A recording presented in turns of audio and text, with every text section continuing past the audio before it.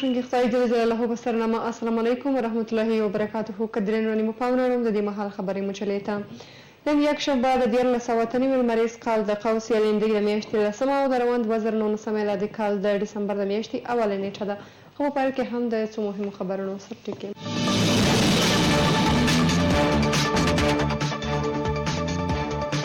په کندهار کې د ښځو لپاره سوداګریز مارکیټ جوړیږي.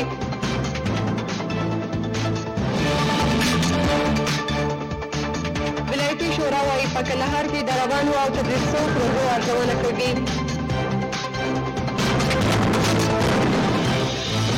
او کندهار کې امنیتي ادارو د راتلونکي ژمي لپاره د هر ډول احتمالي طبیعي پیښو لپاره د تیاري خبر ورکړ.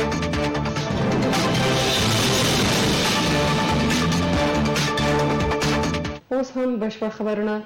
په کندهار کې د ښځو لپاره سوداګریز مارکیټ جوړیږي. د کلیو پراختیا او بیارغونې وزارت د کلیوالي اقتصاد د پیاوړتیا ملي پروګرام اجرایي رئیس رحمت الله قریشي وايي په کندهار کې د ښځو د اقتصاد پیاوړتیا او د کلیوالي تولیداتو بازار موندنې لپاره د ښځو سوداګریز مارکیټ جوړیږي. عبدالقیوم شکوري په دې اړه راپور وړاندې کوي. رحمت الله قریشي د یکشنبې په ورځ ولایت مقام کې د مرستیال والي عبدالحنان منیب سره لیدنه کې وویل د جمهوریت ریاست عالی مقام په لارښوونه یې کندهار ته سفر کړی څو د کورنیو تولیداتو او لاسي صنایعو د بازار موندنې او د کلیوالي اقتصاد د پیاوړتیا لپاره د ښځو سوداګریز مارکیټ جوړولو په برخه کې عملی اقدامات وکړي. هغه زیاته کړه مرکزی اداره د ښځو اقتصادي ودې لپاره ځانګړې پاملرنه لري او د کندهاریو میرمنو د غوښتنې له مخې دا ځل د ښځو سوداګریز مارکیټ جوړیږي څو ښځې هم د نارینه‌و په شان خپل تولیدات بازار ته وړاندې کړي. ښاغلي قریشي دغه راز یادونه وکړه چې په راتلونکو نږدې ورځو کې به په دې ولایت کې د هیواد په کچه د لاسي صنایعو یو 2 ورځنی نندارتون جوړ سي چې د اقتصادي زونونو ښځینه سوداګري به پکښې ګډون وکړي. هغه په دې برخه کې د ولایتي ادارې څخه د همکارۍ غوښتنه وکړه. مرستیال والي عبدالحنان منیب د خپلو خبرو پر مهال د ښځو سوداګریز مارکیټ جوړول د میرمنو د اقتصادي ودې لپاره اړین ګام وباله او مننه یې وکړه چې د کورنیو تولیداتو او لاسي صنایعو د پیاوړتیا او بازار موندنې لپاره هڅې کیږي. د ښاغلي منیب په وینا د میرمنو لپاره د سوداګریز مارکیټ په جوړولو سره به میرمنې د دې توان پیدا کړي چې د خپلو لاسي صنایعو ډیره ګټه چې اوس نورو ته رسیږي هغوی خپله ترلاسه کړي. د ولایت مقام مرستیال عبدالحنان منیب د ښځو سوداګریز مارکیټ جوړولو په برخه کې راغلي پلاوي ته د هر راز همکارۍ ډاډ ورکړ. ولایتي شورا وايي په کندهار کې د روانو او تطبیق شوو پروژو ارزونه کوي. د کندهار د ولایتي شورا د یکشنبې په غونډه کې د شورا غړو په کندهار کې د روانو او تطبیق شوو پروژو اړوند بحث وکړ او یادونه وکړه چې دغه پروژو ارزونه او معلومات به کوي. د شورا غړو دغه راز په کندهار کې د برېښنا له ناسم حالات څخه هم یادونه وکړه او غوښتنه یې وکړه چې د لمریزې برېښنا چارې دې زیاتې ګړندۍ سي. په دې اړه نور حال د رسوبینې یاسیف راپور کې اورم. د کندهار د ولایتي شورا غونډه چې د شورا د رئیس حاجي سیجان خاکریزوال په مشرۍ جوړه شوې وه پر مهال یې منشي او نږدې ټولو غړو برخه اخیستې وه. د شورا په نننۍ غونډه کې په کندهار کې د روانو او تطبیق شوو پروژو اړوند خبرې وسوې. د شورا غړو یادونه وکړه چې دغه پروژو اړوند باید له ولایتي ادارې سره همغږي وسي. د ولایتي شورا غړی نعمت الله شیردلی وایي په کندهار ښار کې د بیارغونې له روانو پروژو څخه باید شورا باخبره وي او دغه پروژو اړوند باید ټول معلومات ولري. والي صاحب اوس نشته چې راغلی نو موږ د سره غونډه مو دته دعوت ورکوو د دې چې دا ټولې پروژې چې شروع دي دغه پروژې باید چې موږ په دې باندې خبر یو چې دا د کومه ځایه څه ده د دې پیسې څوک ورکوي د دې ډیزاین څوک جوړوي دا کله خلاصېږي او کله برابرېږي د دې معلومات موږ کوو د ټول کندهار د پروژو چې ورسره وایي. د شورا د یکشنبې په غونډه کې دغه راز د کندهار د سولري برېښنا اړوند هم خبرې وسوې.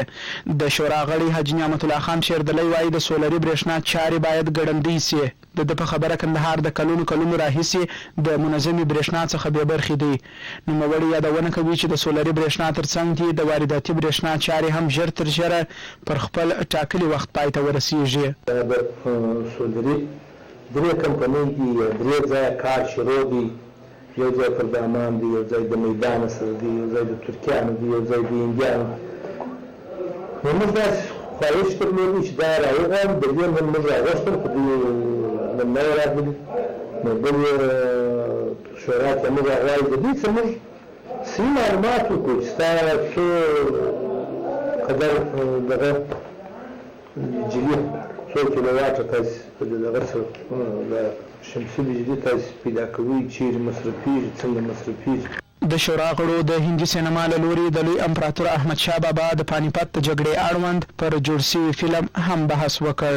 د دوی په خبره اندېښنه لري چې په دغه فلم کې د ستر احمدشاه بابا سپکاوی نه وي سوی. هغوی پر اړوند چارواکو باندې غږ وکړ چې د دغه فلم د خپرېدو مخکې له هندي چارواکو وضاحت وغواړي او د خپرېدو مخه یې ونیسي. موږ سخت مخالفت کوو. زموږ خو احمدشاه بابا یا ابدالي خو د نړۍ یو قهرمان دی، نو دا زموږ دپاره قابل د قبول نه ده. موږ اعلان دا ورته کوو چې باید چې دا فلم شروع نشي. که شروع شو زموږ د خوا به د سخت ګزاره سره مخامخ شي. هر چا چې دا کار کړی، هر څوک چې که هندي که سندي که هر مملکت چې هر دغه چې موږ په کلکه دا ردوو دا دې نه کېږي. دغه راز د شورا په غونډه کې د خلکو پر ارسپاڼو، حقوقي دعوو او یو شمېر نورو مسایلو هم بحث وسو او ټول د حل په موخه اړوند ارګانونو ته راجع کړل شوه. کندهار کې امنیتي ادارو د راتلونکي ژمي لپاره د هر ډول احتمالي طبیعي پیښو لپاره تیاری خبر ورکړ. د ژمي په موسم کې د سیلابونو او موسمي ناروغیو د مخنیوي او بیړنیو حالاتو کې د مرستو رسولو په تړاو 215 قلي اردو کې د همغږۍ غونډه رابلل شوې وه او د راتلونکي ژمي لپاره د سیلابونو پر وخت پر ګډ کار او همغږۍ ټینګار وسو. نور حالې ولي محمد نوري په خپل راپور کې وړاندې کوي. دلته کندهار کې امنیتي، ملکي او مرستندویه ادارې د راتلونکي ژمي پر مهال د احتمالي خطرونو او طبیعي آفتونو د مخنیوي او بیړني حالاتو کې د مرستې رسولو په موخه راټول شوي ترڅو یو له بله خپل امکانات شریک کړي. که څه هم اوس مهال افغانستان کې امنیتي ځواکونه تر ډیره د دښمن سره په جګړه بوخت دي، خو امنیتي ځواکونه د طبیعي پیښو پر مهال د هیوادوالو سره مرسته خپل دوهم لوی ماموریت یادوي. د 215 متل کلي اردو درستیزوال برید جنرال شفیق الله رسولزي د تیر په څیر یو ځل بیا د راتلونکي ژمي پر مهال د هر ډول احتمالي طبیعي پیښو او خطرونو لپاره تیاری اعلان کړ او ژمنه وکړل چې د اړوند ادارو سره به په دې برخه کې ګډ کار کوي. چې د آفتونو پر خلاف باندې مرسته کېږي، د عامو وګړو سره کومک کېږي. زموږ د حالات استقرار او امنیت مخکې دغه مسایل پلانوي او د ولایتي ادارو سره چې هغه ادارې په دې برخو کې صحیح دي، په ولایت کې مشترک کوي، د خلکو سره کومک کوي، دوی سره تشریک مسایل دي، هماهنګي موجوده او خپل وضعیت په ښه توګه مخته وړي. د کندهار امنیه قومندانۍ استازي هم د ژمي په موسم کې د احتمالي خطرونو او سیلابونو لپاره د تیاری خبر ورکړ او زیاته کړه چې سره له اوسه یې په شهر ولسوالۍ کې خپل پرسونل ته د تیارسي امر کړی. ټول امنیتي قطعات د اوزو ولسوالۍ ته دنده سپارل شوې ده ترڅو چټک او بیړني حالات ته ژر د طبیعي او غیر طبیعي پیښو سیمې ته د خپل مسؤلیت په سایه کې ځان ورسوي، سیمه تر امنیتي پوښښ لاندې راوړي او ځپلې سیمې انسداد کړي. د ولایت مقام د ټولنیزو چارو مرستیال حاجي غلالي دستګیري له امنیتي ځواکونو مننه وکړل چې د دښمن سره د جنګي مبارزې ترڅنګ د خپلو هیوادوالو سره د طبیعي پیښو د مخنیوي په موخه تیاری اعلانوي. هغه وویل اړوند ملکي ادارې او مرستندویه موسسات به د امنیتي ځواکونو سره د طبیعي پیښو د مخنیوي په موخه همغږي قوي کړي. موږ په دې خوشحاله یو چې ملکي او نظامي ادارات په ګډه هماهنګي سره کوي او انشاءالله موږ سره موافق یو، همکار یو او ستاسو موږ او د کندهار ولسونه په دې خاطر چې تاسو د مملکت د ملاتړ یاست او مملکت کې هغه اصلي قوت ستاسو سره دی او اصلي ملي امیدواري تاسو ته د خلکو ده. نو موږ په دې خوشحاله یو چې تاسو هغه د دې لپاره پروګرام او آمادګي لرو. په دې غونډه کې اړوند ملکي ادارو او نړیوالو مرستندویه موسسو هم له خپل اړخه د هر ډول آمادګۍ خبر ورکړ او له امنیتي ادارو سره پر ګډ کار ټینګار وکړ. کندهار کې روان مریض کال کې 3 تنه د ایډز ناروغۍ له امله مړه شوي دي. کندهار کې روغتیاپالان وایي د دې ناعلاجه ناروغۍ له امله اوس مهال 126 تنه چې 14 یې ښځمنې او 4 کوچنیان دي کړېږي. په دې اړه بشپړ جزئیات د نثار احمد احمدي په راپور کې اورو. ایډز چې یوه ناعلاجه ناروغي ده لومړی د ایچ آی وي ویروس له لارې د انسان په وجود کې رشد کوي او تر دوام وروسته په ایډز اوړي چې د انسان دفاعي سیستم کمزوري کوي. دغه ناروغي لومړی ځل د نامسونه جنسي اړیکو څخه رامنځته شوې چې اوس مهال په ټوله نړۍ کې اووه میلیونه کسان پرې اخته دي. د ایچ آی وي ویروس څخه کندهار هم پاتې نه دی او تېرو لسو کالو کې د 11 کسانو ژوند اخیستی دی.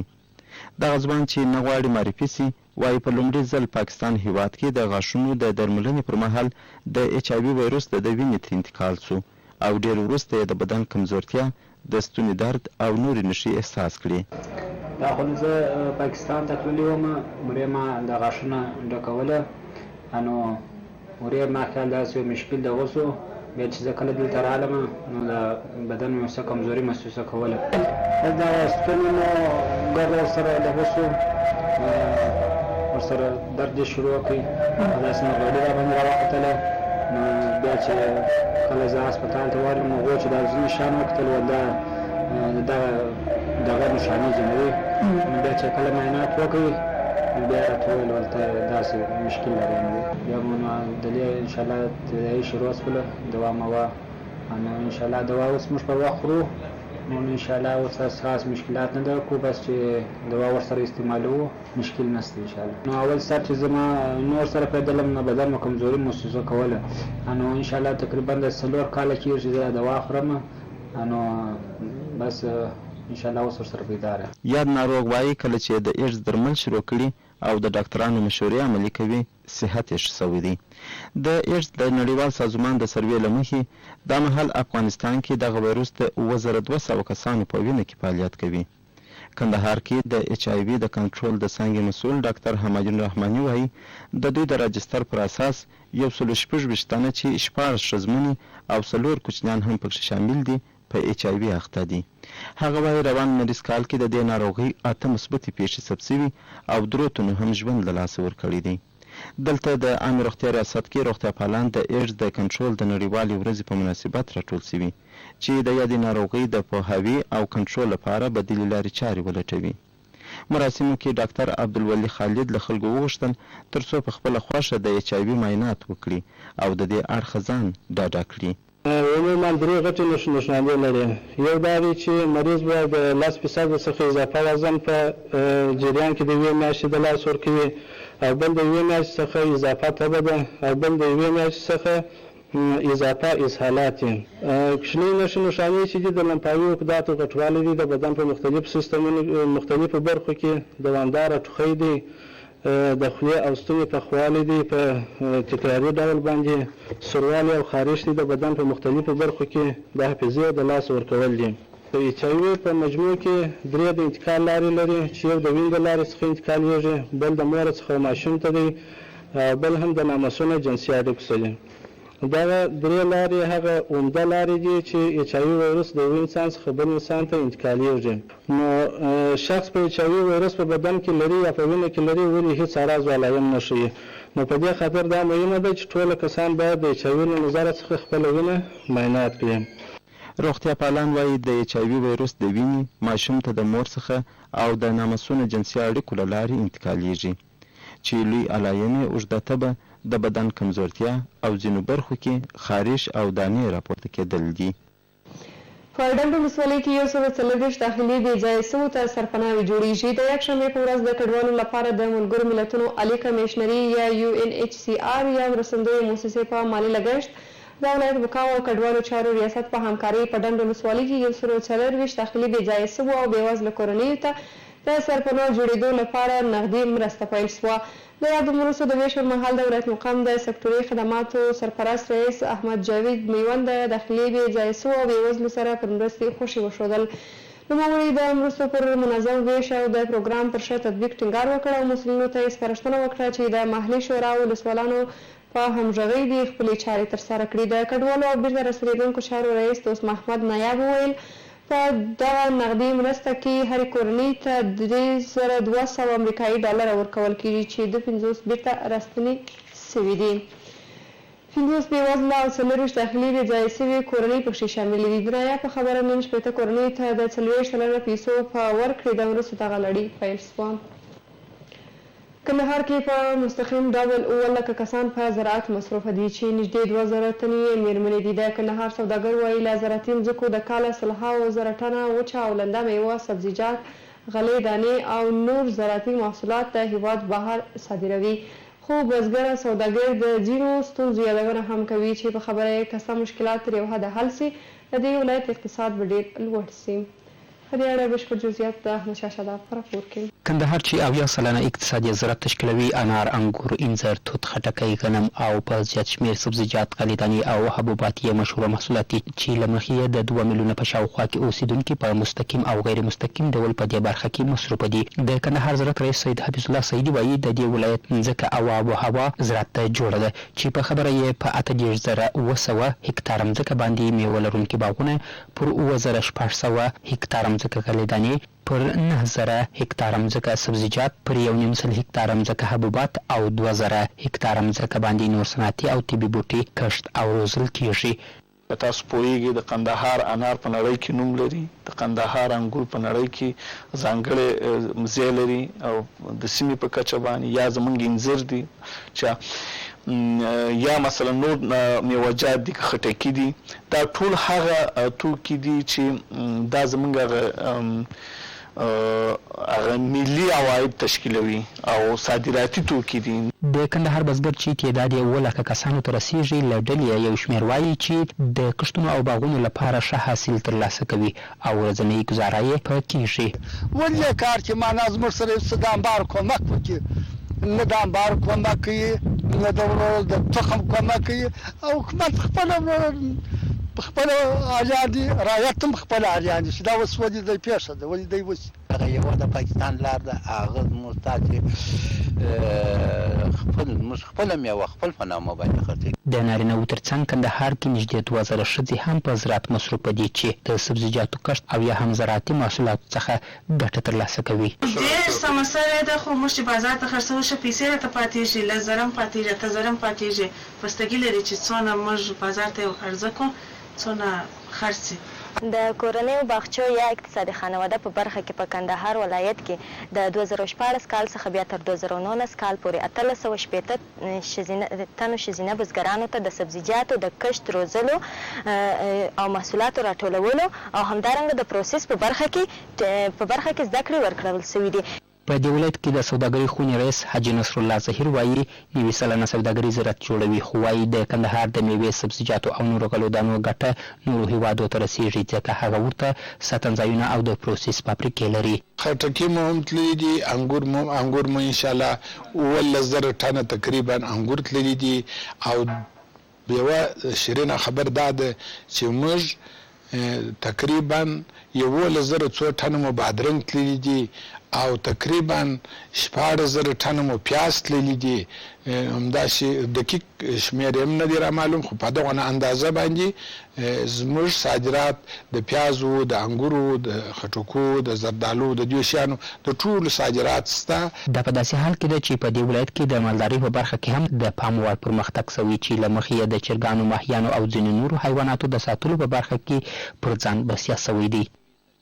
د اوبو د تنظیم شورا د پریکړې له مخې به نن یکشنبه د دهلې بند څخه نوي واله اوبه ایله کړل سي. نن یکشنبه سهار د ارغنداب رود فرعي حوزې رئیس انجینر توریالي محبوبي په مشرۍ د اوبو د تنظیم کمیټې د ولسوالیو صاحبي مدیرانو، د اوو ولسوالیو میرابانو، قومي مشرانو او دیني عالمانو ترمنځ ګډه غونډه جوړه شوه. په غونډه کې لومړی د ارغنداب رود فرعي حوزې رئیس انجینر توریالي محبوبي د دهلې بند د اوبو ترتیب شوی پلان او اوسنی حالات کډوالو ته تشریح کړ.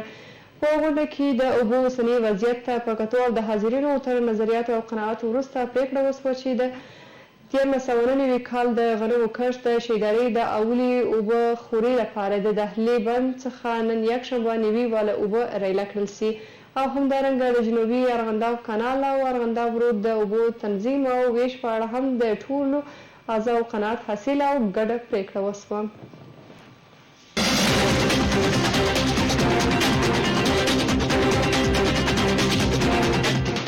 خبرونه د سونه په خیر الله اوس هم پام وکړئ د کندهار ولایت مقام او افغانستان بانک ګډه خبرتیا ته.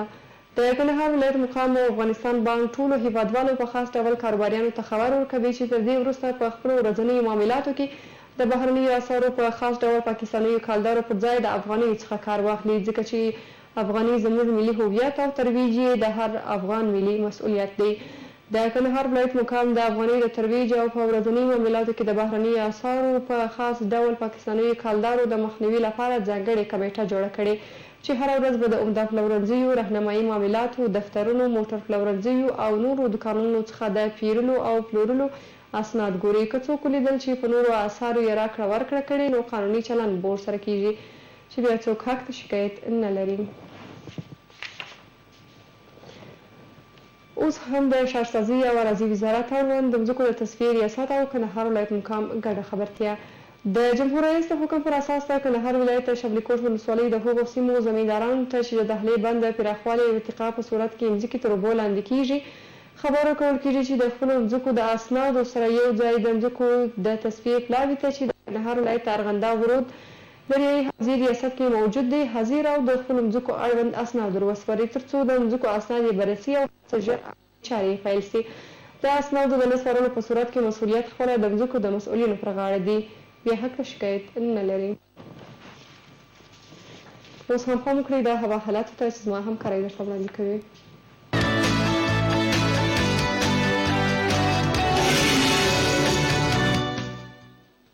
پام وکړئ د دوشنبې د ورځې د هوا حالاتو ته.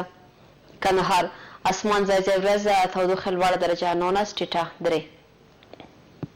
هلمند اسمان ځای ځای ورځ تودوخه لوړه درجه 22 ټیټه 6. ارزګان اسمان ځای ځای ورځ تودوخه لوړه درجه 12 ټیټه. زابل اسمان ځای ځای ورځ تودوخه لوړه درجه 12 ټیټه -1. کابل اسمان لمر د تودوخې لوړه درجه 11 ټیټه 0. ننګرهار اسمان لمر د تودوخې لوړه درجه 19 ټیټه 3. هرات اسمان ځای ځای ورځ تودوخې لوړه درجه 20 ټیټه 4. او مزار شریف اسمان لمر د تودوخې لوړه درجه 11 ټیټه 7.